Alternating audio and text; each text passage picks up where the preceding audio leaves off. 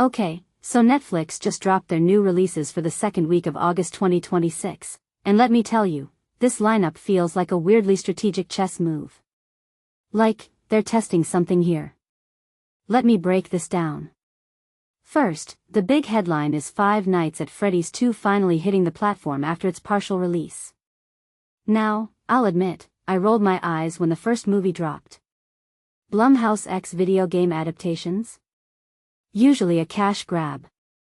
But this sequel? Darker? Scarier? Wait, did Netflix just realize their sweet spot isn't prestige TV, but traumatizing teens? Because that's who's driving these view counts. The algorithm knows what it wants /n/n, but then you've got 8th grade returning to the platform.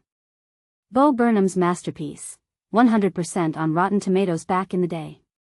Why is it suddenly back? Maybe Netflix is trying to balance the horrorcore crowd with some, critically adored indie drama, credibility. Clever.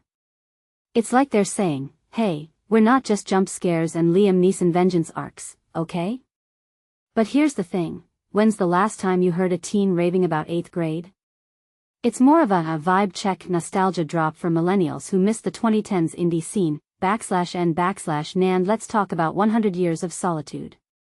Ending a literary adaptation on a streaming service? Bold. But why does this feel like Netflix's Hail Mary for prestige points? They're competing with HBO's slow and steady approach here. Problem is, Garcia Marquez's magic realism doesn't exactly scream binge-ready. Yet, the visuals alone, those alone could win Emmys. Still, I'm curious, how many viewers actually finish this?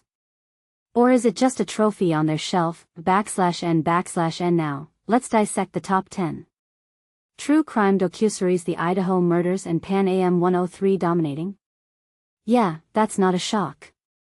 True crime is the genre that never dies, it's comfort food for the morbidly curious. But here's the twist, Netflix is flooding the zone with these. They've got 16 new series this week, and half feel like they're chasing that Dateline demographic. Are we seeing a pivot away from glossy K-dramas and toward grim real-life tragedies? If you take a step back, this feels like a reaction to TikTok's true crime obsession. Short-form content priming audiences for deeper dives, /n/n. Wait, but where's the breakout hit this week? Five Nights at Freddy's 2 debuted at number 7. Not bad, but not the instant domination you'd expect for a horror sequel. Meanwhile, Liam Neeson's Land of Saints and Sinners is at number 13.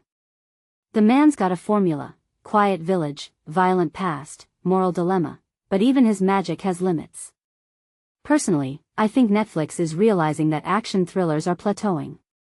Audiences want extremes now, either full absurdity, Five Nights, or hyper-niche art house, 8th grade. Middle-of-the-road Liam just doesn't cut it anymore, /n/n. What's fascinating is how Netflix's global strategy plays here. The Atlas Shrugged trilogy dropped this week, PG-13 objectivist propaganda from the 2010s? Who's asking for this? Maybe it's a play for regions where individualism narratives resonate stronger. And let's not ignore the Ricky Gervais comedy special. The guy's divisive, but his fanbase is cult-like.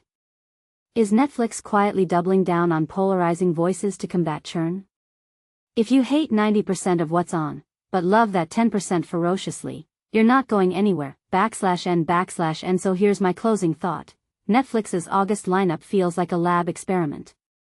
Horror for the teens, true crime for the middle-aged, literary epics for the critics, and Neeson for, well, his fans.